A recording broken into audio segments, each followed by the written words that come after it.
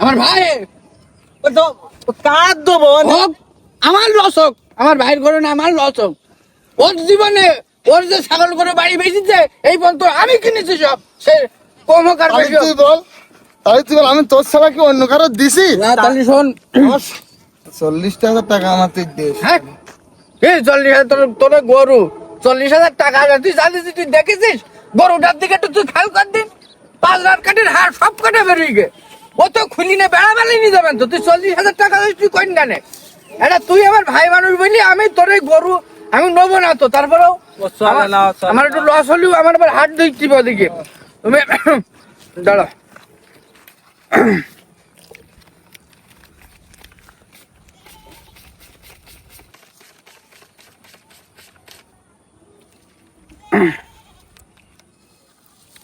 নাও কত দিচ্ছি? গনো, না তুমি গনো জিনিসটা কত গুনবা তো, দিবি তো বল। গনো গনো, বাতো, তুমি গুনবা তোমার তো। ঠকা হবে না, গনো।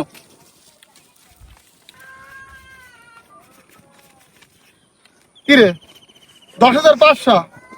500 টাকা আমার বেশি চলে গেল, দাও দিন দে।